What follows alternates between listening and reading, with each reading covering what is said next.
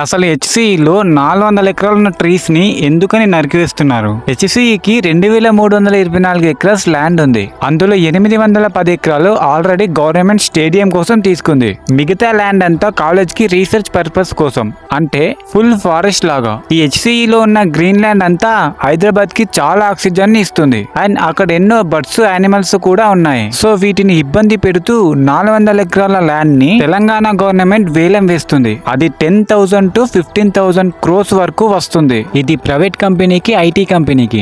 ఆ పచ్చని చెట్లన్నీ జేసీబీతో నరికేస్తున్నారు. ఆ నోరు లేని జీవులు వాటి నివాసాన్ని కోల్పోతున్నాయి. చాలా జంతువులు ఏడుస్తూ చనిపోతున్నాయి. తెలంగాణ గవర్నమెంట్ ఏం చెప్తుంది అంటే ఈ ల్యాండ్ ఇంకా హెచ్సియుకి రిజిస్టర్ అవ్వలేదు, సో మేము డెవలప్మెంట్ కు యూజ్ చేసుకోవచ్చు అంటుంది. బట్ హెచ్సియు వాళ్ళు ఈ ల్యాండ్ యూనివర్సిటీది అంటున్నారు. సో స్టూడెంట్స్ కి, గవర్నమెంట్ కి చాలా వివాదాలే చెలరేగుతున్నాయి. అసలు ఈ ల్యాండ్ ఎవరిది అన్న విషయం గురించి నేను ఆల్రెడీ ఫుల్ వీడియో తీశాను. దాని లింక్ ఇక్కడ ఉంది, క్లిక్ చేసి చూడండి.